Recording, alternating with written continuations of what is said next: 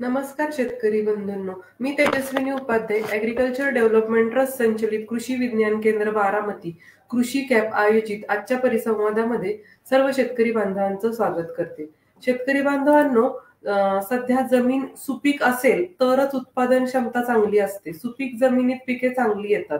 तसेच जमिनीची सुपीकता व उत्पादकता ही जमिनीचे भौतिक, रासायनिक आणि जैविक गुणधर्म इत्यादी बाबींवर अवलंबून असते. परंतु सध्याच्या परिस्थितीत महाराष्ट्रातील जमिनीचे सेंद्रिय कर्बाचे प्रमाण अत्यंत अल्प आहे.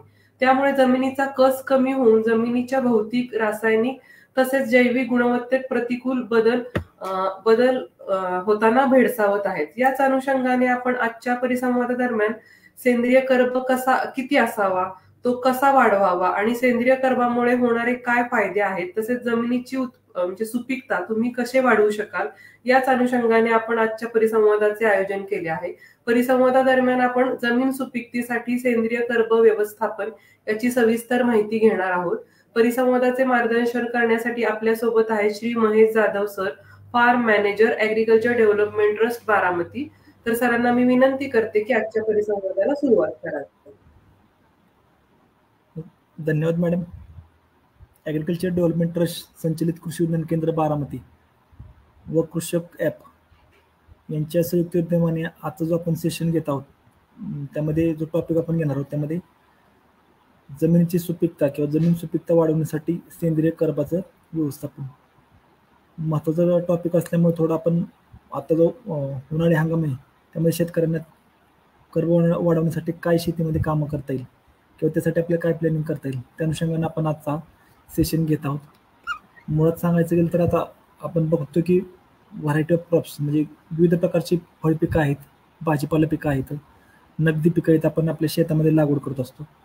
पण त्याच अनुषंगानं जे काही त्याला खत व्यवस्थापन पाहिजे त्यामध्ये रासायनिक खतं असतील, सेंद्रिय खतं असतील, भरखतं असतील किंवा फवारणीची खतं असतील ते आपण त्या प्रमाणात पिकाच्या गरजेनुसार किंवा मागणीनुसार आपण देण्यानं त्या पिकाची वाढ करत असतो किंवा जे काही आपल्याला उत्पन्नाच्या दृष्टीने जे काही आपल्याला कामं करायचे त्या अनुषंगाने आपण खत पाणी व्यवस्थापन करत असतो. पण यामध्ये जर आपण बारकावून जर बघितलं आपण जमिनीची गरज पूर्ण करण्याच्या ऐवजी आपण त्या पिकाची गरज पूर्ण करण्याचं त्या ठिकाणी काम करत असतो. जमिनीला किती पाहिजे किंवा जमिनीला पिकाच्या वाढीसाठी कोणतं घटक पाहिजे, कोणतं न्यूट्रिशन पाहिजे त्यावरती आपण फोकस न करता मुख्यतः त्या पिकासाठी काय लागतंय. म्हणजे आज जर तुम्ही द्राक्ष बागायतदार बघा, डाळिंब बागायतदार बघा, ऊसाचे शेतकरी असतील किंवा नगदी पिकं लागवड करणारे शेतकरी असतील, मुख्यतः त्यांचा कल जो असतो तो पिकाची वाढ करण्यावर, पिकाचं व्यवस्थापन करण्यावर जास्त असतो. मग त्या अनुषंगानं रासायनिक खतांचा भरपूर वापर असेल, फवारणीच्या खताचा असेल, पीक संजीवक म्हणजे PGR प्लॅन्ट ग्रोथ रेग्युलेटर ते भरपूर प्रमाणात वापरत असतात आणि त्या अनुषंगानं जे काय अपेक्षित उत्पन्न त्यांना पाहिजे त्या अनुषंगानं प्रयत्न करून तेवढं उत्पन्न काढण्याचा ते प्रयत्न करत असतात. पण ह्यात आपली एक गोष्ट आपण त्यात प्रामुख्याने जर बघितली, आपण राहून जाते किंवा आपण ते प्रामुख्याने ते बघत नाही, त्यामध्ये जमीन सुपीकता. कारण जमीन सुपीकतेसाठी जर आपण काम केलं तर आपल्याला निश्चित ते पीक चांगलं उत्पन्न देणार आणि फायदेशीर असं राहतं. पण त्या अनुषंगानं आपण जर आजच्या कंडिशनला बघितलं तर पिकावरती लोक काम जास्त करतात. मुख्यतः आपल्याला त्या जमिनीवर किंवा त्या क्षेत्रावरती आपल्याला काम करणं आवश्यक आहे. यासाठी आपल्याला कोणत्या गोष्टी केल्या पाहिजे किंवा कोणत्या गोष्टीसाठी आपण प्राधान्य दिलं पाहिजे त्या संदर्भात आज आपण चर्चा करणार आहोत. कोणती जमीन आपण जर बघितली तर त्यामध्ये कन्सर्न असा येतो की all fertile soils are productive but all productive soils are not fertile. म्हणजे कोणत्याही सुपीक जमिनी घेतल्या तर त्या उत्पन्न देणार असतात किंवा उत्पादनक्षम राहतात. पण जे काही उत्पादनक्षम जमिनी आहेत त्या पूर्णतः सुपीक राहत नाहीत. जसं मी तुम्हाला आता सांगितलं की आपण भरखतं देऊन पिकाला लागेल ती खतं देऊन आपण त्या पिकाची खताची गरज भागवू शकतो. पण जमिनीचं काय, तर जमिनीला आपल्याला महत्त्वाचं पोषक बनवणं, त्याला सात्विक बनवणं आपल्याला आवश्यक आहे. आणि त्यातला जो महत्त्वाचा घटक आहे तो म्हणजे सेंद्रिय कर्ब. म्हणजे कोणतीही जमीन जर आपल्याला सुपीक आहे का नाही किंवा किती सुपीक त्या जमिनीमध्ये सुपीकपणा आहे, जमीन कोणत्या पिकासाठी लागवडीकरिता योग्य आहे, हे जर आपल्याला जर जाणून घ्यायचं असेल तर आपल्याला त्या जमिनीतल्या कर्बावरती काम करणं आवश्यक आहे. कोणतीही जमीन घ्या, हलकी असू द्या, मध्यम असू द्या किंवा भारी असू द्या, त्यामध्ये आपल्याला सेंद्रिय कर्बावरती काम करणं आवश्यक आणि गरजेचं आहे. आजच्या ज्या वाढत्या स्पर्धेमध्ये आपण बघतो की आपण वेगवेगळ्या प्रकारची पिकं, त्यामध्ये वेगवेगळ्या प्रकारचे संकरित वाण आहेत, त्यामध्ये कमी कालावधीची, मध्यम कालावधीची, मग त्या व्यतिरिक्त जास्त इनपुट प्रोक्युअर करणारे म्हणजे ज्यामध्ये खताचा वापर आपल्याला जास्त लागतो, काही ठिकाणी रोगकिडीचा प्रादुर्भाव कमी दिसतो. तशा कंडिशनला जर आपल्याला जमिनीवरती काम केलं आपण तर तर साहजिकच आपल्याला त्या ठिकाणी सेंद्रिय कर्ब आपल्याला त्या ठिकाणी चांगला राखता येईल आणि पिकाचं आपल्याला भरघोस उत्पन्न घेता येईल. आता जुन्या काळात तुम्ही जर बघितलं असेल की वर्षाकाठी 1 किंवा 2 पिकं शेतकरी करायचे. जरी खरीपातलं पीक असेल तरी त्यामध्ये काही भुईमूग असेल किंवा सोयाबीन असेल, वाल किंवा फरसबी आपण म्हणतो किंवा ज्वारी बाजरीसारखे पीक लोक आवरून करायचे. रब्बीमध्ये एखादं वापशावरती पीक लागवड करून त्यानंतर उन्हाळ्यामध्ये हंगामी सोडून द्यायची. म्हणजे त्यावेळी आपण जर बारकाईने बघितलं तर एक कडधान्यवर्गीय किंवा एक तृणधान्यवर्गीय पीक असे 2 प्रकारची पिकं शेतकरी आपल्या शेतामध्ये लागवड करायची. परिणामी जमिनीतला जो काही न्यूट्रिशनल रेशिओ आहे किंवा न्यूट्रिशनल बॅलन्स आहे, जे अन्नद्रव्याचं प्रमाण किंवा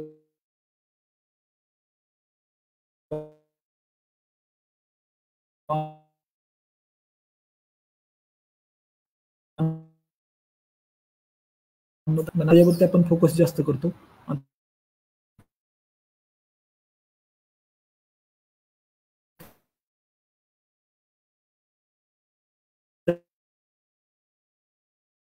तशा पिकांमध्ये बॅलन्सिंग करत नाही किंवा ते आपण पाहत नाही. आता ज्यावेळी शेतीचा आपण विचार करतो, आपण साहजिकच म्हणतो त्या ठिकाणी आपल्याला माती परीक्षण करणं आवश्यक आहे. म्हणजे हंगामी पिकं असेल तर आपल्याला किंवा फळबाग जरी असेल, फळबागेमध्ये बहार धरण्यापूर्वी असेल किंवा जे काही हंगामी पिकं येतं त्याचं सीझन चालू होण्यापूर्वी, म्हणजे एक तर थोडक्यात उन्हाळ्यामध्ये ज्यावेळी जमीन आपण मशागतीसाठी सोडत असतो किंवा मशागतीच्या पूर्व कालावधीमध्ये आपल्याला त्या ठिकाणी माती परीक्षण करणं आवश्यक आहे, जेणेकरून ह्या गोष्टी आपल्याला समजणं सोपं जातं. किंवा जमिनीचं सामू किती आहे, जमिनीमध्ये क्षारता किती आहे, जमिनीमधला महत्त्वाचा सेंद्रिय कर्ब किती आहे, जमिनीमध्ये प्राथमिक दुर्गम आणि सूक्ष्माणुद्रव्य किती आहेत, जमिनीमध्ये क्षाराचं प्रमाण किती, हे सगळं आपल्याला त्यावेळी समजलं जातं. त्या अनुषंगाने आपण माती परीक्षणानुसार आपल्याला खत व्यवस्थापन करणं त्यामध्ये आयडियल होऊन जातं. त्यामध्ये पिकं कोणती आपण घेणार आहे, त्या पिकाच्या अनुषंगाने कोणतं खत वापरलं पाहिजे. तर नत्र मेजर जर म्हणायचं तर नत्रयुक्त, स्फुरदयुक्त, पालयुक्त खतं, त्याचा रेशिओ किंवा कोणत्या फॉर्ममध्ये आपल्याला किंवा कोणत्या स्वरूपात देणं आवश्यक आहे. मातीचा प्रकार कोणता आहे, त्यामध्ये हलकी माती आहे, मध्यम आहे, चोपण आहे, क्षारपड आहे, त्या अनुषंगाने मग पुन्हा खताचं स्वरूप बदललं जातं.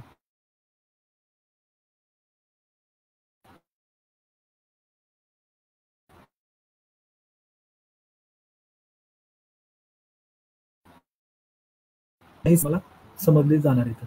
त्या अनुषंगाने माती परीक्षणासाठी आपण शेतकऱ्यांना प्रोत्साहित करून त्या ठिकाणी माती परीक्षण हे करून देतो. त्या अनुषंगाने पुढच्या पिकासाठी जे खत व्यवस्थापन आहे, त्यामध्ये भरखतं असतील, शेणखत असेल किंवा रासायनिक खत असतील, या सगळ्या त्या ठिकाणी शेतकऱ्याला POP प्रॉपर प्रॅक्टिस आपण त्यांना देत असतो. त्याबरोबर शेतकरी पीक लागवडी करत असतात. आता जेव्हा सेंद्रिय कर्ब आपण म्हणतो तर त्या ठिकाणी आपल्याला एक जाणून घेता आलं पाहिजे की सेंद्रिय कर्ब आपल्याला जमिनीमध्ये वाढतो कसा किंवा त्यासाठी आपल्याला काय केलं पाहिजे. त्यातले महत्त्व जर आपण व्यवस्थापनाच्या बाबतीत जर म्हणायला गेलो सेंद्रिय कर्बासाठी, तर आपण बघितलं असेल की शेणखत जुन्या काळी आपण बघतो की भरपूर प्रमाणात आपण शेणखत वापरायचं. म्हणजे प्रत्येक शेतकऱ्याच्या घरी गाई म्हैशी होत्या, शेळ्या होत्या. मग त्याचं वर्षभर जे तयार होणारं शेणखत आहे, लेंडी खत आहे, ते शेतकरी आपल्या शेतामध्ये उन्हाळ्यामध्ये टाकायचे. त्यामध्ये नांगरणी करण्याच्या अगोदर शेतकरी जागोजाग डिग टाकून तर शेतामध्ये पीस करून घ्यायची आणि त्यावरती नांगरणी करायची. मग त्या अनुषंगानं पूर्ण शेतामध्ये एकसारखं शेणखत पसरत होतं. परिणाम आपण बघितलं असेल की पावसाळ्याच्या सुरुवातीला त्या ठिकाणी पिकाची चांगल्या प्रकारे वाढ त्या ठिकाणी आपल्याला दिसून येत होती. म्हणजे ह्यामध्ये सांगायचं गेलं तर जे काही आपण सेंद्रिय कर्ब जर आपण म्हणतो त्या ठिकाणी आपल्याला सेंद्रिय घटक जास्त स्वरूपात त्या शेतामध्ये आपल्याला वाढवण्यासाठी आपल्याला काम करणं आवश्यक आहे. त्यामध्ये आपण महत्त्वाचं म्हणू शकतो की जे काही आपल्या झाडावरती जे काही बांधावरती जे काही झाडं येतं त्या झाडाचा चांगला पालापाचोळा असेल, झाडामधली जे काही पिकांची वेगवेगळे अवशेष आहेत, मुख्यतः आपले मागील हंगामातले जे काही पिकं आहेत त्या हंगामातले पिकाचे काही अवशेष आहेत ते आपल्या त्या शेतामध्ये जास्त स्वरूपात सोडता आले पाहिजेत. आज आपण बघतो की नैसर्गिक शेतीसारखे कन्सेप्ट आज बऱ्याच प्रमाणात येत आहेत. त्यामध्ये मुख्यतः हे सांगितलं जातं की जे काही रेसिड्युअल जे आहे आपल्या शेतातलं असेल किंवा कुजणारं असेल ते पूर्ण आपल्या शेतामध्ये आपल्याला वापरता आलं पाहिजे. त्या अनुषंगाने आपल्याला सेंद्रिय घटक वाढवून आपल्याला निश्चित त्याचा फायदा हा घेता येईल. आता व्यवस्थापनात तुम्हाला जसं मी शेणखत सांगितलं तसं दुसरा प्रकार त्यामध्ये आहे की आपण गांडूळ खत आपण जे म्हणतो, जे सेंद्रिय शेतीसाठी उपयुक्त मानलं जातं किंवा चांगल्या प्रकारचं त्यामध्ये पाण्याचा रेशिओ, हवेचा रेशिओ, अन्नद्रव्याचा रेशिओ त्यामध्ये असतो. तशा प्रकारे सुद्धा आपण सेंद्रिय कर्बासाठी वापरू शकतो. त्या व्यतिरिक्त हिरवळीची खतं आहेत, म्हणजे जसं तुम्हाला म्हटलं की ताग आहे, देंच्या आहे, चवळी आहे, ही जी पिकं आहेत ही मुख्य तुमचं जमिनीमधलं सेंद्रिय घटकाचं प्रमाण वाढवण्यासाठी त्या ठिकाणी मदत करत असतात. म्हणजे जरी आपण एकरी जरी म्हटलं तर 25 टनापर्यंत आपल्या त्या ठिकाणी सेंद्रिय घटक काही मिळत असतात. मग त्या अनुषंगाने जमिनीमध्ये पोषकता वाढवण्याचं, जमिनीमध्ये हवा खेळती ठेवण्याचं काम त्या घटकामार्फत केलं असतं. तशा प्रकारची आपल्याला हिरवळीची खतं वापरणं आवश्यक आहे. त्यातला महत्त्वाचा मुद्दा म्हणजे पिकांची फेरपालट. म्हणजे त्यामध्ये जरी आपण बघितलं जी काय आपण पिकं लागवड करतो त्यामध्ये कोणत्याही प्रकारची एकदल पिकांची लागवड कंटिन्यू करता, म्हणजे ऊसावरती ऊस असेल किंवा मक्यावरती ऊस, अशा प्रकारची पीक पद्धती टाळून त्या ठिकाणी कडधान्यवर्गीय पिकं त्यांच्या अंतर आपण रोटेशनमध्ये फेरपालटीमध्ये हे करणे आवश्यक आहे, वापर करणं आवश्यक आहे, जेणेकरून जे काही जमिनीतला जे काही आपला उपयुक्त खतांचा जो काही ऱ्हास होतो तो आपल्याला काही ना काही प्रमाणात कमी करता येईल. मग त्या अनुषंगाने आपण बघतो की खरीप हंगामामध्ये तुमची रब्बीची जरी लागण असेल, पूर्व हंगामाची लागवड असेल, तर खरीपमध्ये सोयाबीन आहे, भुईमूग आहे, उडीद आहे, मूग या पिकांचा वापर करणं आवश्यक आहे. इव्हन रब्बीमध्ये तुम्ही जरी हरभरा केला, म्हणजे रब्बी हंगामात जरी आपण हरभऱ्याची लागवड केली, त्या जमिनीमध्ये जरी आपण उन्हाळ्यामध्ये सुरू ऊसाची जरी आपण लागण केली, तरी आपल्याला निश्चित त्या जमिनीमध्ये ऊस उत्पादन हे फायदेशीर आणि नक्कीच चांगलं राहील. मग तशा अनुषंगाने आपण पिकांची फेरपालट म्हणजे क्रॉप रोटेशन करणं आवश्यक आहे. इव्हन काही ठिकाणी आपण आंतरपीक पद्धती सुद्धा प्रेफर करू शकतो. त्यामध्ये तुमचं एकदल वर्गीय पीक आणि द्विदल वर्गीय पीक, जी मुख्यतः चांगल्या प्रकारची जी आंतरपीक पद्धती आहे ती सुद्धा आपण त्या ठिकाणी प्रेफर करू शकतो. त्यात आपण म्हणू शकतो की रब्बीमध्ये आपण जी काय रब्बी ज्वार आहे त्याबरोबर आपण करडई करू शकतो, जवस करू शकतो, इव्हन एरंडीवर आपण हरभरा करू शकतो. खरीप सीझनमध्ये आपण बघतो की तूर आणि सोयाबीन लोक आवर्जून करतात, मग तसंच सोयाबीन आणि ज्वारी, हायब्रिड ज्वारी अशा प्रकारचे आपण आंतरपिकं आपण खरीपला करू शकतो.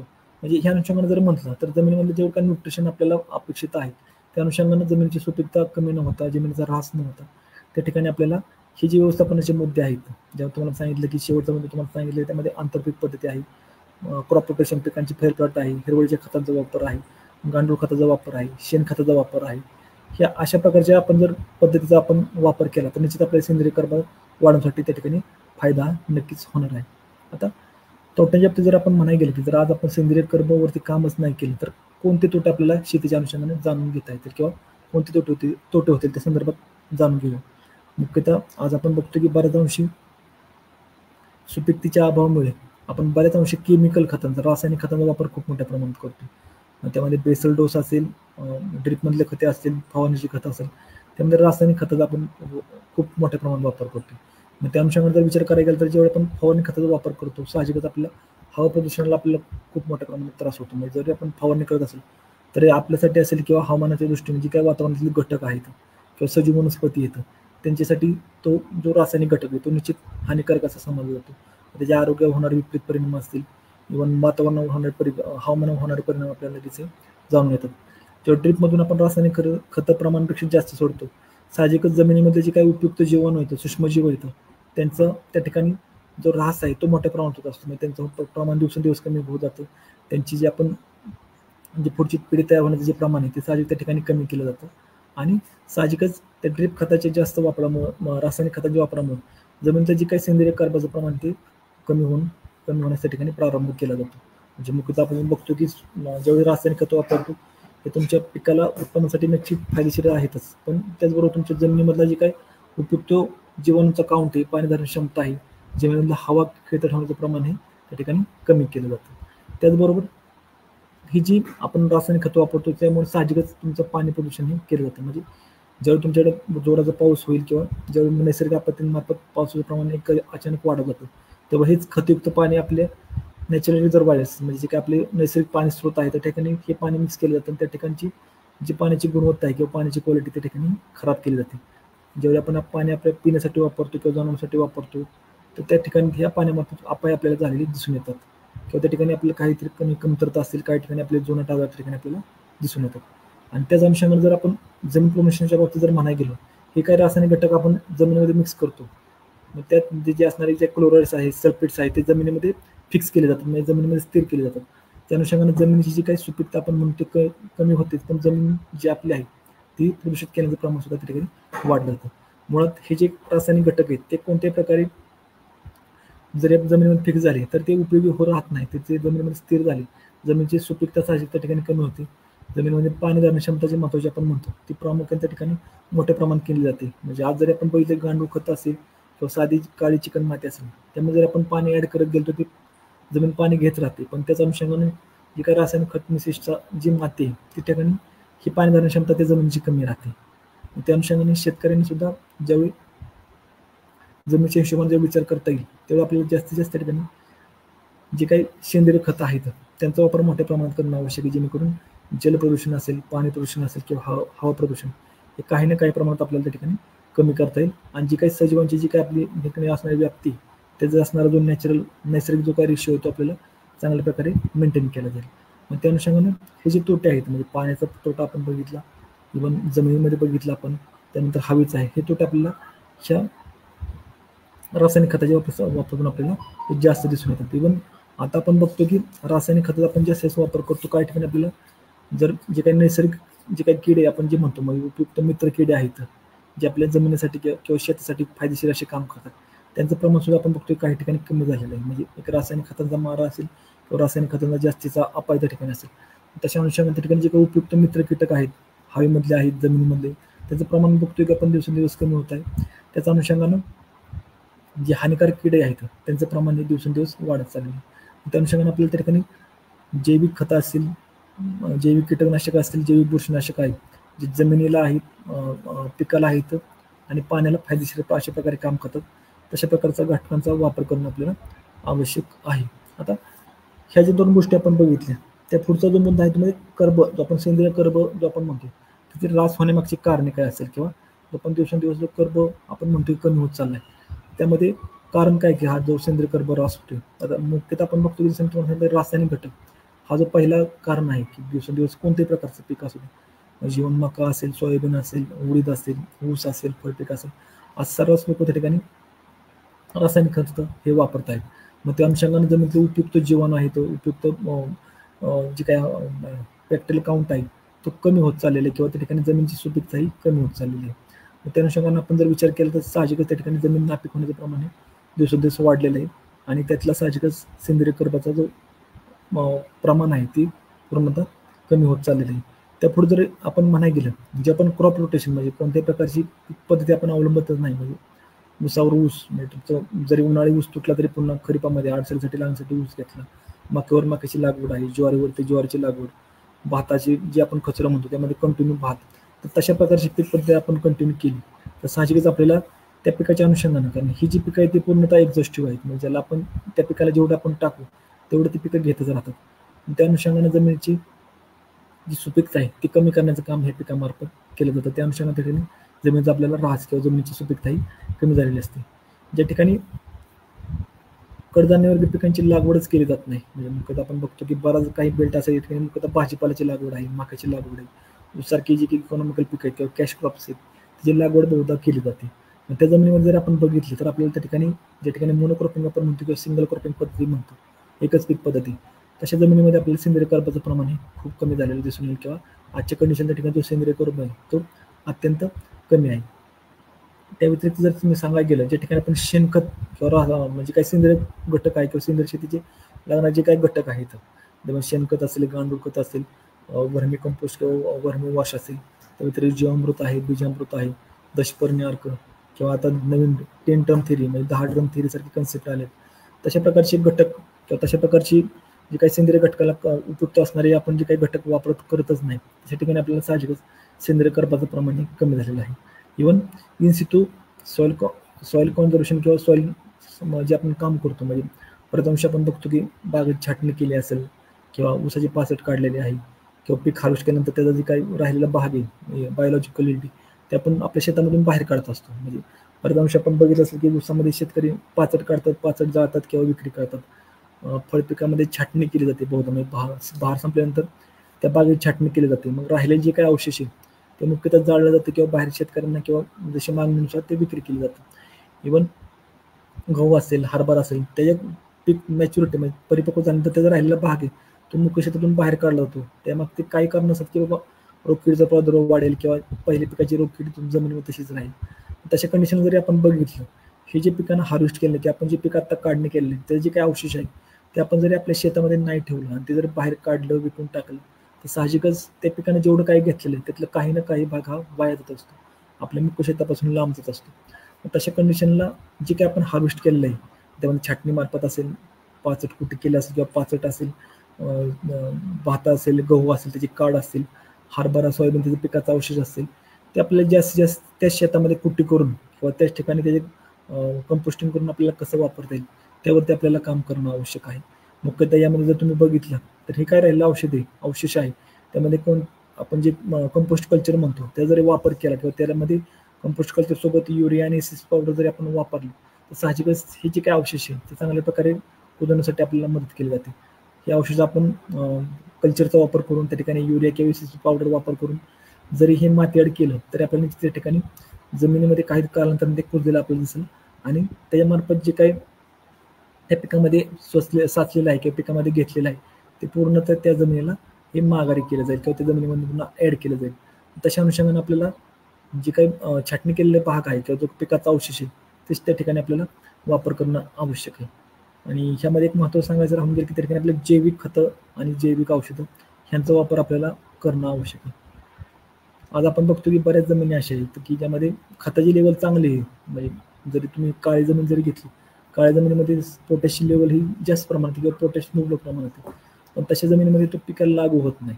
म्हणजे तो फिक्स स्वरूपात आपल्याला त्या जमिनीमध्ये फॉस्फरस किंवा स्फुरत आहे तो आपल्याला त्या ठिकाणी दिसून येतो. तशा कंडिशनला आपल्याला त्या ठिकाणी जे काही जीवाणू खतं आहेत, त्यामध्ये नत्र उपलब्ध करून देणारे जीवाणू आहेत, पालाश विरघळवणारे जीवाणू आहेत, त्यानंतर स्फुरद उपलब्ध करून देणारे जीवाणू आहेत, फेरस गंधक उपलब्ध करून देणारे जीवाणू आहेत, हे काही वेगवेगळ्या प्रकारचे जीवाणू आहेत त्यांचा आपल्या शेतामध्ये वापर करणं आवश्यक आहे. आज आपण बऱ्याच अंशी बघतो की मुख्यतः द्राक्ष, डाळिंब किंवा ऊसाचे जे शेतकरी आहेत अशा प्रकारचे जीवाणू खतांचा वापर आवश्यक करतात. म्हणजे त्यांना त्यामध्ये जे काही शास्त्र आहे ते समजलेलं आहे त्या अनुषंगाने ते जास्तीत वापर करण्याचा प्रयत्न करत असतात. किंवा बऱ्याच अंशी आपण बघतो की ऑर्गॅनिक टाईपचे प्रोडक्ट मार्केटला बहुतेक कंपन्यांचे आहेत जे शेतकऱ्यांना वापरण्यासाठी मोठ्या प्रमाणात शिफारस केली जाते. म्हणजे जेव्हा आपण अशा प्रकारचे कल्चर्स किंवा जीवाणू आपल्या शेतामध्ये वापरतो तर साहजिकच ह्या जीवाणूमार्फत जमिनीची सुपीकता वाढवण्यासाठी मोठी मदत केली जाते. म्हणजे यामध्ये तुमच्या जमिनीमध्ये जो काही पीक चाललेली वेगवेगळ्या प्रकारचे खतं आहेत ते पिकाला उपलब्ध करून देण्याचं काम ह्या जीवाणूमार्फत केलं जातं. तुम्हाला मी सांगते नत्र, स्फुरद, पालास, झिंक, फेरस, सल्फर अशा जीवाणूची वेगवेगळ्या प्रकारची रेंज आपल्याकडे इव्हन KVK 12 सुद्धा उपलब्ध आहे, जे शेतकऱ्यांना आपण नानपाना तत्वावरती आपण यामार्फत उपलब्ध करून देत असतो, जेणेकरून शेतकऱ्यांना ह्या जीवाणूच्या वापरामार्फत त्यांनी जे काय खत आपल्या शेतामध्ये टाकलेले ते मुख्य पिकाला लागवण्यासाठी नक्कीच फायदा दिसून येतो.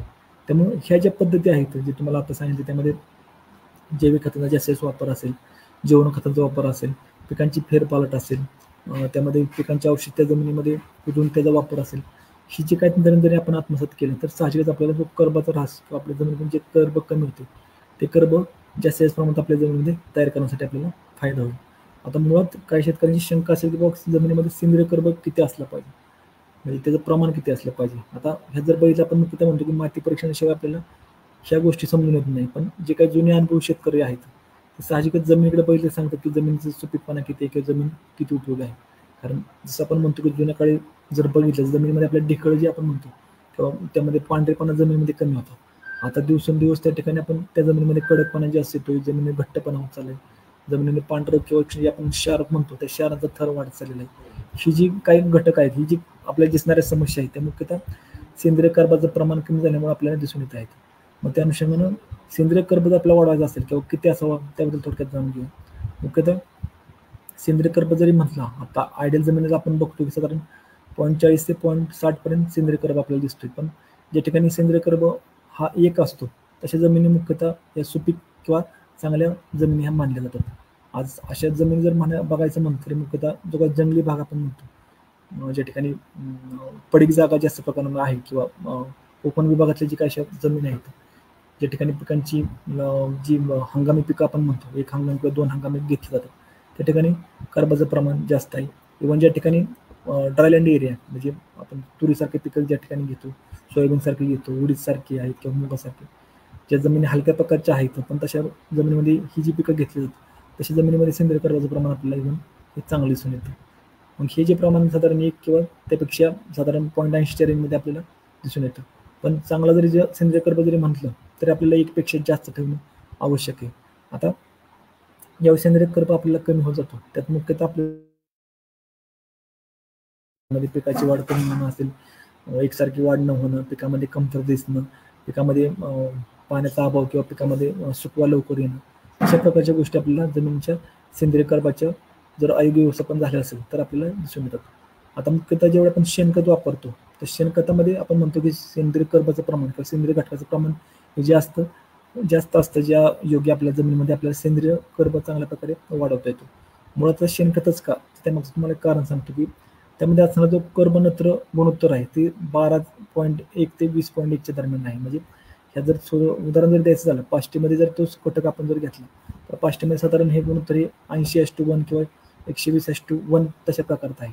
म्हणजे ह्या मागचं कारण तुमच्या लक्षात येईल की जे घटक आपल्या जमिनीवर टाकल्यानंतर लगेच पिकाला लागू होतात किंवा जमीन टाकल्यानंतर पिकाला फायदेशीर आहेत, तशा प्रकारचे जे घटक आहेत ते जे आहेत तुमच्या सेंद्रिय कर्बाच्या व्यवस्थापनासाठी उपयुक्त किंवा चांगल्या प्रकारे त्या ठिकाणी आपल्याला रिझल्ट दिसून येतो. मग त्या ठिकाणी सेंद्रिय कर्बासाठी आपल्याला एक तर जास्त शेणखताचा वापर असेल किंवा 65 जे आपण म्हणतो की ज्यामध्ये CN रेशो कर्ब नत्र गुणोत्तर रेशो जे आहे त्या ठिकाणी ते 65 कुट्टी करून त्या ठिकाणी कुजून जर आपण जर वापरलो तर साहजिक आपला जो काही CN रेशो जो आपला तो भाग आहे तो जो काही रेशो जास्त प्रमाणात आहे तो आपल्याला कमी करून त्या ठिकाणी आपल्याला जमिनीची सुपीकता किंवा जमिनीचा सेंद्रिय कर्ब राखण्यासाठी मदत होत असते. आता ज्यावेळेस सेंद्रिय कर्बाच्या बाबतीत आपण विचार करत असतो, जर आपल्याला सेंद्रिय कर्ब वाढायचं आहे तर त्यात जर उदाहरण द्यायचं म्हणतं काही लोकांनी यामध्ये टेरेसवर सुद्धा प्रयोग केला, ज्यामध्ये त्यांनी सेंद्रिय कर्ब हा 8 पर्यंत नेलेला आहे. म्हणजे थोडक्यात म्हणता येईल की जमीन जी आहे त्या जमिनीमध्ये सुपीकपणा एवढा आहे की त्यात जमीन नांगरविस्तार लागत नाही. तशा प्रकारे काही जमिनी ह्या तयार झालेल्या आहेत. आता ह्या जमिनी ज्या आहेत त्या लॅब टेस्टमध्ये आपण चेक केल्या, त्यामध्ये जी काही नत्र स्फुरद पाराशी भरपूर प्रमाणात आहे, त्यामध्ये जमिनीचा सामू आहे तो ॲव्हरेज आहे, क्षारता कमी आहे, सेंद्रिय कर्बाचं प्रमाण प्रमाणामध्ये चांगल्या प्रकारात आहे.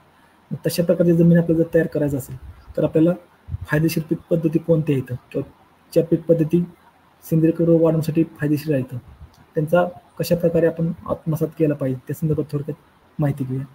मुळात आपण बघितले वेगवेगळ्या प्रकारच्या पीक पद्धती आज सुद्धा अस्तित्वात आहेत. त्यामध्ये मोनोक्रॉपिंग आपण म्हणतो की सिंगल पीक पद्धती, म्हणजे वर्षभर एकच पीक किंवा त्याच हंगामामध्ये एकच पीक लागवड करायची आणि इतर वेळी त्या ठिकाणी जमीन ही पडीक ठेवून द्यायची. कधी आपण आंतरपीक म्हणजे इंटरक्रॉपिंग पद्धती म्हणतो की ज्यामध्ये एक हंगामामध्ये किंवा 2 हंगामामध्ये त्या जमिनीवरती एकाच हंगामामध्ये किंवा 2 हंगामामध्ये आंतरपीक पद्धती घेतली जाते, जेणेकरून ही दोन्ही पिकं जी आहेत एकमेकाला कॉम्पॅटिबल म्हणजे एकमेकाला त्रास न करता त्या ठिकाणी वाढ होते त्या पिकांची किंवा त्या ठिकाणी जमिनीला कोणत्याही प्रकारची हानी न करता आपल्याला पिकं उत्पन्न देत असतात. आणि 3 नंबरला आपण जर म्हणाय गेलो तर त्यामध्ये आपण म्हणतो की ॲन्युअल क्रॉप्स म्हणजे बहुवर्षीय पिकं, बायॲन्युअल क्रॉप्स जी पिकं थ्रूआउट द इयर त्या जमिनीमध्ये असतात, जशी फळपिकं आहेत तशा प्रकारची पीक पद्धती आपल्याला माहिती. मग ह्यात महत्त्वाचं जर आपण म्हणाय गेलं, जेव्हा आपण ॲन्युअल क्रॉप्स किंवा पेरिनियल क्रॉप्सचा जेव्हा विचार करतो त्या ठिकाणी आपल्या जमिनीची सुपीकता वाढवण्यासाठी त्या ठिकाणी जे काही पोषक पिकाचं जे काही अवशेष आहे ते त्याच ठिकाणी आपल्याला कुट्टी करून किंवा त्या ठिकाणी जास्त प्रमाणात वापरणं आवश्यक आहे, जेणेकरून जे पिकांना हार्वेस्ट केलेलं किंवा घेतलेलं आहे त्या जमिनीतून ते त्याच ठिकाणी आपल्याला स्टोअर करता येईल. इव्हन ते जे आपण कुट्टी केलेला जो भाग आहे त्यामध्ये वेगवेगळ्या प्रकारचे पिकाचे पाने असतील, फांद्या असतील, पिकाची फुलं असतील, ते त्या ठिकाणी कुट्टी केल्यामुळे साहजिक त्या ठिकाणी त्या पिकाने जेवढं काय घेतलेलं आहे ते त्याच ठिकाणी सोडलं जाईल. सूक्ष्मजीवनमार्फत त्यांच्यावरती काम केलं जाईल, ते पिकाला लगेच लागू होण्याचं प्रमाण त्या ठिकाणी हे चांगलं राहील.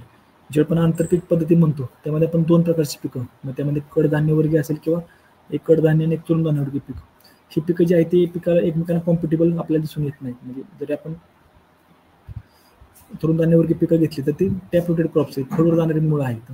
आणि ज्यावेळी आपण पल्सेस किंवा कडधान्य घेतो ही साहजिकच फायबर रूट सिस्टम असलेली पिकं आहेत. म्हणजे ही जी की 2 पिकं आहेत एकमेकाला कोणत्या प्रकारे त्रास होऊन देत नाही. म्हणजे त्यामध्ये पाणी असेल, खतं असेल, रोग आणि किडीचा प्रचार किंवा प्रसार असेल, त्या अनुषंगानं ही पिकं नक्कीच आपल्याला फायदेशीर दिसून येतात. त्या अनुषंगानं ही जर पिकं आपण आंतरपिकासाठी प्रेफर केली त्यामुळे साहजिकच आपल्याला जमिनीची सुपीकता वाढण्यासाठी किंवा सेंद्रिय कर्ब वाढण्यासाठी हा भाग किंवा फायदा दिसून येतो. पण जेव्हा आपण मोनोक्रॉपिंग म्हणजे हंगामातलं एक पीक असेल किंवा तुमचं पूर्ण वर्षातून एक पीक असेल तर तशा कंडिशनला आपल्याला मोनोक्रॉपिंगला एक चांगल्या प्रकारचं पीक निवडणं आवश्यक आहे. म्हणजे आज आपण बघतो की भातासारखी पिकं येतं ते एकदा हंगामामध्ये लागवड केली तर पुढील 2 हंगाम त्या शेतामध्ये काहीच नसतं. भात हार्वेस्ट केल्यानंतर त्या ठिकाणी ती जमीन पडीक ठेवली जाते. किंवा ऊससारखी पिकं ज्यावेळी आपण म्हणतो पूर्ण वर्षभर एकच पीक लागवड केलं जातं आणि त्याच ऊस पिकामार्फत त्या जमिनीमध्ये जे काही आपण खत देतो त्यामार्फत त्या पिकाची काढणी केली जाते.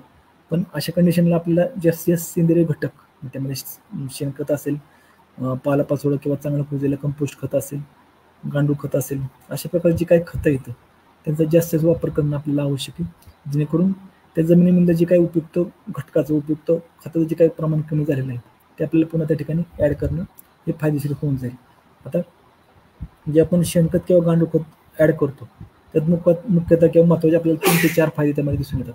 त्यामध्ये महत्त्वाचं आपण जसं म्हणतो की जमिनीची सुपीकता ही चांगल्या प्रकारे तर वाढवली जाते. त्याच्या अनुषंगाने जमिनीमधला जो सेंद्रिय कर्ब आहे हा साहजिक त्या ठिकाणी वाढायला आपल्याला दिसून येतो. जमिनीमध्ये जे काय आपण सेंद्रिय घटक त्यामध्ये शेणखत संबंध गांडूळ जेवढं आपण टाकतो त्या जमिनीची पाणी धरण क्षमता ही साहजिकच वाढवली जाते. म्हणजे त्यामध्ये जे असणारे त्यामध्ये असणारे जे इरिएशन आहे, इरिएशन चांगलं राहतंच, पण त्या अनुषंगाने जेव्हा आपण पाणी देतो ते पाणी पिकाच्या वाढीसाठी असेल, जमिनीच्या सुपीकतेच्या हिशोबानं किंवा पिकाला जे काही उपयुक्त पाणी लागते ते साहजिक त्या ठिकाणी होल्ड करून ठेवण्याचं प्रमाण त्या ठिकाणी आपल्याला चांगलं वाढलेलं दिसतं. मुख्यतः इरिएशन आपण जे म्हणतो म्हणजे वापसा कंडिशन पिकाच्या वाढीच्या अनुषंगाने किंवा जमिनीच्या हिशोबानं पिकाच्या वाढीसाठी जे काही घटक पाहिजे त्या अनुषंगाने इरिएशन आपण जो म्हणतो कन्सेप्ट म्हणतो, ज्यामध्ये म्हणजे हवेचा रेशो असेल, पाण्याचा असेल, जमिनीचा असेल, खतांचा असेल, तो आयडियल ठेवण्याचं काम ह्या सेंद्रिय घटकामार्फत त्या ठिकाणी केलं जातं. इव्हन त्या ठिकाणी आपण जी पिकं लागवड करतो त्याला सुरुवातीपासून न्यूट्रिशन हे चांगलं आपल्याला झालं दिसून येतं. मग त्यामध्ये पिकांची वाढ जी आहे म्हणजे त्या ठिकाणी पिकांची मुळं चांगलं तयार होणं, पिकाचं खोड सशक्त तयार होणं, पिकावर रोग आणि किडीचा प्रादुर्भाव कमी राहणं, अशा प्रकारचे जे काही उपयुक्त जे गोष्टी येतात ते आपल्याला मुख्यतः या सेंद्रिय घटकाच्या वापरामुळे आपल्याला ह्या दिसून येत असतात. आता सेंद्रिय कर्ब आपण ज्यावेळी वाढतो किंवा जमिनीच्या सुपीकतेसाठी आपण सेंद्रिय कर्ब वाढण्यासाठी काम करतो त्याचे आपल्याला फायदे कोणते होत असतील त्या संदर्भात थोडक्यात मी तुम्हाला सांगतो. यात मुख्यतः जर सांगायला गेलं जे आपण जमिनीची सुपीकता वाढवण्यासाठी आपण सेंद्रिय कर्ब किंवा सेंद्रिय घटक वाढत असतो, साहजिक ती जमीन आपण जिवंत जमीन म्हणून आपण त्या ठिकाणी तयार करण्याचं काम करत असतो. आता जिवंत जमीन या अनुषंगाने त्या ठिकाणी आपण जे काही घटक टाकतो त्यामध्ये जे काही जीवाणू आहेत ते सगळे जिवंत स्वरूपातले आहेत. म्हणजे त्यामध्ये उपयुक्त जीवाणू असतील, उपयुक्त खतं उपलब्ध करून देणारे घटक असतील, त्यामध्ये पाणी धरण ठेवण्यासाठी जे काही उपयुक्त घटक असतील ते पूर्ण त्या शेणखतामार्फत किंवा सेंद्रिय घटकामार्फत आपण देण्याचा प्रयत्न करत असतो. म्हणजे ज्यावेळी आपण हे घटक जमिनीमध्ये कंटिन्यू ॲड करत असतो साहजिक त्या ठिकाणी जमिनीमधला उपयुक्त जीवाणूचा काउंट हा वाढवला जातो. जे पिकासाठी उपयुक्त असतील, जमिनीच्या सुपीकतेसाठी उपयुक्त असतील असे जीवन त्या जमिनीमध्ये साहजिकच वाढवले जातात. परिणामी जे काही पीक आपण त्या जमिनीत लागवड करतो त्यामध्ये एकदलवर्गीय असेल किंवा द्विदलवर्गीय पिकं असतील किंवा भाजीपाला पिकं असेल, साहजिक त्या पिकांसाठी जे काही न्यूट्रिशन लागतं, जे काही पाणी लागतं, जे काही जमिनीमध्ये हवा खेळते राहण्याचं प्रमाण आहे ते साहजिकच ह्या घटकामार्फत चांगलं राखण्याचं काम या ठिकाणी केलं जातं किंवा त्या ठिकाणी जिवंत माती तयार करण्यासाठी आपल्याला त्या ठिकाणी निश्चित त्या ठिकाणी मदत ही केली जाते. जेव्हा आपण सेंद्रिय कर्ब वाढवण्यासाठी आपण वेगळ्या प्रकारच्या यंत्रणा आत्मसात करत असतो. त्यामध्ये जसं तुम्हाला सांगितलं की शेणखताचा वापर आहे, सेंद्रिय घटकांचा वापर आहे, त्या ठिकाणी शेतात कुजलेलं काय पालापाचोळा त्याचा जेव्हा आपण वापर करत असतो साहजिक त्या ठिकाणी आपण निसर्गाला एक प्रकारची मदत त्या ठिकाणी करत असतो. म्हणजे काय निसर्गात जे काही उपयुक्त घटक आहेत त्या घटकांचा वापर त्या ठिकाणी आपण करत असतो. परिणामी जी काही परिसंस्था आहे म्हणजे ज्यामध्ये वेगळ्या प्रकारचे जीवाणू आहे त्याच्यावर नैसर्गिक साखळी ती त्या ठिकाणी चांगली राखली जाते. म्हणजे त्यामध्ये वेगळ्या प्रकारचा जीवाणूचा वापर त्या साखळीमध्ये केला जातो. वेगळ्या प्रकारचे जे काही पिकांचे अवशेष आहे ते साखळीमध्ये वापरले जातं आणि त्याच साखळीमार्फत जे तयार होणारं खत असेल किंवा जे काही उपयुक्त जीवन आहे तेच त्या जमिनीमध्ये पुन्हा माघारी वापस केले जातात किंवा त्या जमिनीमध्ये पुन्हा दिले जातात, जेणेकरून ही साखळी ब्रेक न होता त्यामध्ये कंटिन्यू खत तयार करणं असेल, पालापाचोळा कुजवणं असेल, जीवाणूचा काउंट वाढवणं असेल, त्या गोष्टी आपल्याला त्या जमिनीमध्ये दिसून येतात. परिणामी त्या जमिनीमधलं जीवाणूचं काउंट वाढल्यामुळे त्या ठिकाणी वापसा राहणं असेल, पाणी धारण क्षमता असेल, हवा खेळत राहण्याचं प्रमाण आपल्याला त्या ठिकाणी हे चांगलं केलं जातं. तिसरा महत्त्वाचा मुद्दा म्हणजे जेव्हा आपण सेंद्रिय कर्बासाठी किंवा जमिनीच्या सुपीकतेसाठी काम करत असतो त्या ठिकाणी आपण रासायनिक घटकांचा वापर करण्याचा आपण त्या ठिकाणी टाळतो. म्हणजे रासायनिक खतं असतील, त्या ठिकाणी रासायनिक घटक जे आहेत ते आपण टाळण्याचा पूर्णतः प्रयत्न करत असतो. त्यामुळे साहजिकच जे पीक किंवा जे उत्पादन तयार होणार असतं त्यामध्ये कोणत्याही प्रकारचा अवशेष जो आपण म्हणतो मुख्यतः त्यामध्ये जे काही रासायनिक घटक असतील किंवा रासायनिक घटकांचे जे काही अवशेष आहेत ते आपल्याला मिळत नाहीत. त्या अनुषंगानं जे काही पिकाचा जो फायनल प्रोडक्ट तयार होतो त्यामध्ये जो आपण पिकाचं बायोलॉजिकल किंवा इकॉनॉमिकल यील्ड आपण जे म्हणतो ते साहजिकच आपल्याला चांगल्या प्रतीचं आणि गुणवत्तेचं आपल्याला त्या ठिकाणी निघत असतं. आणि त्या अनुषंगाने मानवी आहारात जरी असं अन्न आले किंवा जनावरांच्या सानिध्यात खाण्यात जरी असं अन्न गेलं तरी कोणत्या प्रकारचा अपाय त्यांना हा होत नाही. आणि शेवटचा महत्त्वाचा मुद्दा म्हणजे जेवढं आपण हे सेंद्रिय कर्बासाठी आपण हे अशा प्रकारचे निसर्गात उपलब्ध असलेले घटक वापरतो तर त्यावेळी आपण निसर्गाला एक प्रकारची मदत करण्याचं काम त्या ठिकाणी करत असतो. ज्यामधल्या निसर्गातल्या जे काही मित्रकिडी आहेत त्या मित्रकिडी त्या ठिकाणी साहजिकच वाढवल्या जातात.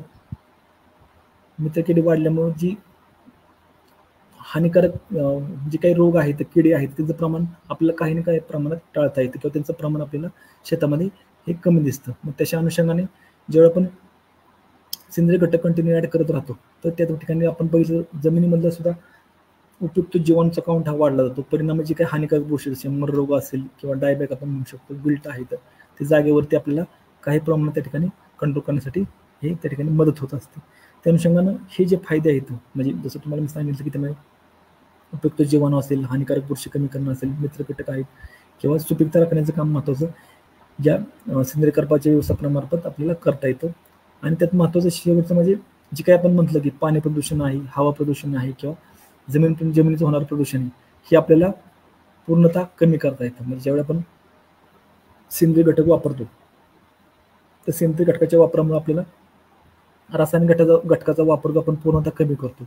मग यामध्ये आपण जर बघितलं म्हणजे बीज प्रक्रिया असेल तर त्या ठिकाणी बीजामृतचा वापर करून बीज प्रक्रिया करणं असेल किंवा ट्रायकोडर्माचा वापर करून त्या ठिकाणी आपण बीज प्रक्रिया करू शकतो. इव्हन पिकाच्या शाखेवाढीच्या अवस्थेवेळी जी काय आपण वेळोवेळी येणारी बुरशी आहेत, म्हणजे हानिकारक बुरशीसाठी आपण ट्रायकोडर्माचा वापर करू शकतो. जमिनीमधलं खत व्यवस्थापनासाठी आपण नत्रस्फुरक पालाशी जीवाणू आहेत किंवा फेरस सल्फरची जीवाणू आहेत त्यांचा वापर करू शकतो. डाळिंब पिकासारखं जर डाळिंबासारखी पीक असेल त्यामध्ये जो काही ही रोग येतोय आपण तेला रोग येतो त्यासाठी बॅसिलस किंवा सोडोमोनास सारखी जैविक बुरशीनाशक वापरू शकतो.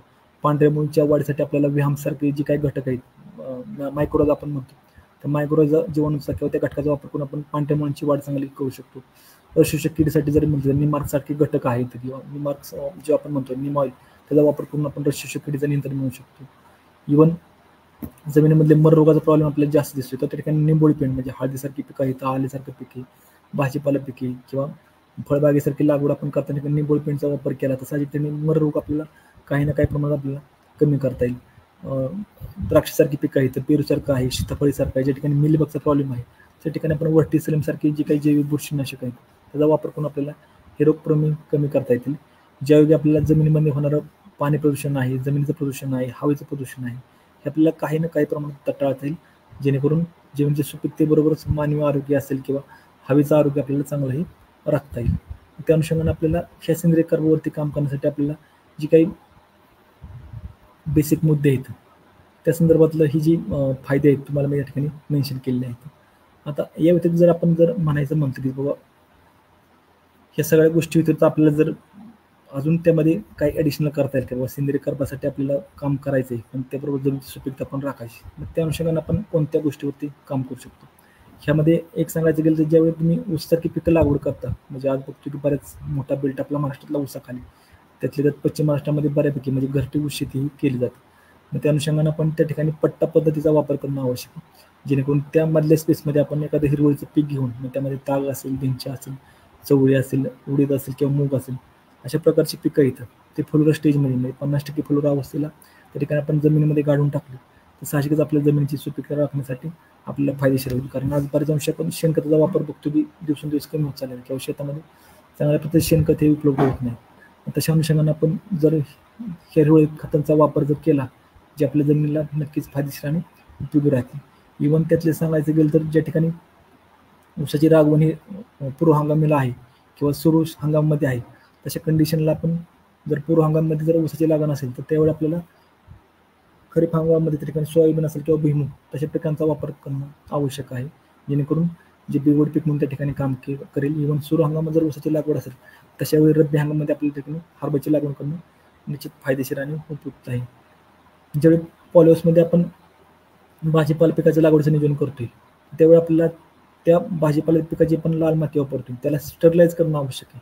म्हणजे आपण बघतो की बऱ्याच अंशी सॉइल स्टरलायझेशन म्हणजे नैसर्गिक त्या मातीत आपण त्या ठिकाणी त्याचे जीवन मारले जातात, पण ते जर आपल्याला शक्य नसेल तर तशा कंडिशनला आपल्याला ट्रायकोडर्मासारखी जैविक बुरशी आहे, निंबोळी पावडरसारखं निंबोळी अर्कयुक्त खत आहे, त्या खतांचा वापर करून आपण त्या ठिकाणी त्या मातीची सुपीकता राखणं किंवा त्या मातीमध्ये हानिकारक घटकांचं प्रमाण कमी करणं आपल्याला नक्कीच मदत होईल. वन शेणखतासारखा वापर असेल किंवा गांडूळ खत म्हणजे चांगलं कुजलेलं जे काही शेणखत आहे तांबूस कलरचं तशा प्रकारचं शेणखत असेल किंवा गांडूळ खताचा वापर आपण त्या ठिकाणी करून जमिनीची पाणी धरण क्षमता चांगली वाढवून त्या ठिकाणी जे काही हानिकारक घटक आहे ते आपल्याला काही ना काही प्रमाणात कमी करता येईल. फळबागेमध्ये जर आपण विचार करायला गेला तर सुरुवातीला 2 ते 3 वर्ष आपण बागेचं उत्पादन घेत नाही, तशा कंडिशनला फळबागेला हानी न करता उत्पादन देणारी जी काही पिकं आहेत त्यामध्ये हंगामी पिकं असतील किंवा बहुवार्षिक पिकं असतील. हंगामामध्ये जरी आपण म्हटलं तरी लसूण असेल, कांदा असेल, हरभरा असेल, सोयाबीन असेल, इव्हन मूग उडीद असेल, भाजीपाल्यामध्ये कोबी आहे, फ्लावर आहे, जसं आता सांगितलं कांदा आहे, लसूण आहे, अशी कमी उंचीची पिकं ज्या ठिकाणी मुख्यतः रोग आणि किडीचा प्रादुर्भाव कमी असेल अशा प्रकारची पिकं आपण आंतरपिकं म्हणून घेणं आवश्यक आहे. इव्हन ते शक्य जरी नसेल तरी किंवा आपल्याकडे मनुष्यबळाचा जरी अपुरा पुरवठा असेल किंवा मनुष्यबळ कमतरता असेल तर तशा कंडिशनला जी काही ताग देण्यासारखी जी काही हिरवळीची पिकं आहेत त्या ठिकाणी आपण लागवड करून साधारण फ्लोरच्या अवस्थेला म्हणजे 50% फ्लोरच्या अवस्थेमध्ये जरी आपण त्या ठिकाणी गाळून दिली तरी साहजिकच आपल्याला त्या फळबागेसाठी ही पिकं निश्चित फायदेशीर आणि उपयुक्त अशी काम करतील. मला वाटते आजच्या सेशनमध्ये आपण जो विषय होता की जमीन सुपीकतेसाठी सेंद्रिय कर्बाचं व्यवस्थापन किंवा त्याचं जे काय आपण हे करणार आहोत सेंद्रिय कर्बासाठी जे काही काम करणार आहोत ते कशा प्रकारे केले पाहिजे त्या संदर्भात आपण आता महत्त्वाची चर्चा या ठिकाणी केली. यामध्ये मला वाटतं शेतकऱ्यांच्या जी काही शंका असतील त्या शंकाचं बऱ्यापैकी निरसन झालेलं आहे. आता यामध्ये एक मुद्दा होता की शारपट जमिनीमध्ये पीक उगवण्याचे उपाय काय आहेत. आता जनरली आपण बघतो की बऱ्याच अंशी पाण्याचं प्रमाण म्हणजे काही ठिकाणी क्वालिटी वॉटरचा इश्यू आहे किंवा जमिनीमध्ये क्षाराचं प्रमाण जास्त आहे. तशा अनुषंगाने लोकांना आज पीक लागवडीसाठी किंवा पीक उगवण्यासाठी बऱ्याच प्रमाणात त्या ठिकाणी मेहनत करावी लागते. मग त्यामध्ये वेगवेगळ्या खतांचा वापर असेल किंवा पीक लागवडीच्या पद्धती. आता यामध्ये जर आपण जर बघितलं मुख्यतः ज्या ठिकाणी शारपट जमीन आहेत त्यामध्ये आपण सांगतो की त्या ठिकाणी सल्फरयुक्त खतांचा वापर आपण वाढवणं आवश्यक आहे. मग त्यामध्ये सल्फर घटक असलेले जे काही खतं आहेत बेनसल्फ असेल बेंटोनाइट सल्फर असेल किंवा त्या ठिकाणी सल्फर ॲडिशनल असले जे काही खतं आहेत तसं त्या खतांचा वापर आपण जमिनीमध्ये वाढवला त्या ठिकाणी आपल्याला क्षाराचं प्रमाणाला त्या ठिकाणी कमी करून त्या ठिकाणी पिकाची उगवण चांगली करता येते. इव्हन तशा जमिनीमध्ये जर आपण जे काही बेवड पीक आपण जे म्हणतो त्यामध्ये हिरवळीची खतं असतील तशा पिकांची जरी आपण लागवड करून म्हणजे 2 हंगाम बेवड पीक म्हणून आपण जर हिरवळीच्या पिकांची लागवड केली तर साहजिकच आपल्या जमिनीमध्ये जे काही क्षार आहेत ते काही ना काही प्रमाणात कमी करता येते. इव्हन जर शेणखत आपल्याला उपलब्ध असेल तर शेणखताचा वापर करून आपण त्या ठिकाणी जमिनीतलं क्षाराचं प्रमाण हे काही ना काही प्रमाणात कमी करू शकतो. इव्हन त्या ठिकाणी जरी पीक लागवडीचं जरी आपल्याला अडचण येत असेल म्हणजे पीक उगवत नाही किंवा पिकाच्या उगवण्याचं प्रमाण जर्मिनेशन काउंट कमी तर तशा कंडिशनला आपल्याला त्या ठिकाणी गादी वापर करून त्या ठिकाणी पिकाची लागवड करणं आवश्यक आहे. आता मुख्यतः आपण बघतो की आपण KVK बारामती मार्फत त्याचा प्रचार आणि प्रसार मोठ्या प्रमाणात करतोय गादी वापराचा ज्यामध्ये गादी वापरवरती पूर्णतः पिकाची लागवड त्यामध्ये ड्रिपचा वापर असेल ड्रिपचा वापर करून बेडवरती पिकाची लागवड ज्या अनुषंगाने जे काही क्षार जे आहेत ते क्षार मातीच्या वरच्या थरातून लीच आउट होऊन खालच्या थरामध्ये जातील आणि ज्या ठिकाणी पिकांचा जारवा आहे त्या जारवाईच्या थरामध्ये कोणत्याही प्रकारचे क्षार न राहता किंवा क्षाराचं प्रमाण कमी करून त्या ठिकाणी आपल्याला पिकांची लागवड चांगल्या प्रकारे घेता येईल किंवा उत्पन्नही चांगलं घेता येईल. आज दिवसेंदिवस आपण बघतो की पाण्याचा इश्यू आहे जमिनीचा इश्यू आहे त्या ठिकाणी आपल्याला क्षार हे जास्त दिसत आहे किंवा ठिकाणी क्षार प्रमाण जाणवलं आहे. तशा कंडिशनला आपण काळजी घेतली पाहिजे की जे काही पाणी आपण वापरतोय मुख्यतः वाहतं पाणी ज्यामध्ये क्षाराचं प्रमाण कमी असणारं पाणी ते आपण वापरू शकतो. त्याबरोबर जे वाहते पाणी तुम्हाला म्हणतं की नदी असतील कॅनल असतील नाले असतील त्यातलं जे क्वालिटी वॉटर आहे ते रेग्युलर आपल्या जमिनीसाठी आपण वापरलं तर साहजिकच आपल्या जमिनीमधला जो काही क्षार आहे ते क्षार आपल्याला काही ना काही प्रमाणात हे कमी होत असतात. मग ते अजून ह्यामध्ये काही कोणाची शंका असली तर आपलं KVK बारामतीचा मेल ID आहे फेसबुकचा कृषक ॲपचा ग्रुप आहे किंवा आपलं KVK बारामतीचं व्यासपीठ आहे त्या ठिकाणी येऊन तुम्ही त्या संदर्भात माहिती घेऊ शकता. यासाठी आपलं माती परीक्षण विभाग हा वेगळा आहे ज्यामध्ये शेतकऱ्यांना पूर्ण या स्वरूपातली म्हणजे मातीच्या संदर्भातली कोणती काही अडचण असेल तर त्या ठिकाणी पूर्णतः निःशुल्क मार्गदर्शन केलं जातं. त्या संदर्भातल्या ट्रेनिंग कोर्सेस मग त्यामध्ये जी काही आपण कार्यशाळा म्हणतो ते आपण KVK मार्फत घेत असतो. मला वाटतं आजचा जो आपला सेशन होता जमीन सुपीकतेसाठी सेंद्रिय कर्ब व्यवस्थापन तो या ठिकाणी बऱ्यापैकी टॉपिक मी कव्हर केलेला आहे किंवा यामध्ये काय कोणाची शंका असेल तर शेतकरी या ठिकाणी संदर्भातलं मार्गदर्शन घेऊ शकतात आणि आपल्या शेतीमध्ये चांगल्या प्रकारचे बदल हे करू शकतात. आजचा जो आपला सेशन होता तो या ठिकाणी संपला असं मी जाहीर करतो. धन्यवाद.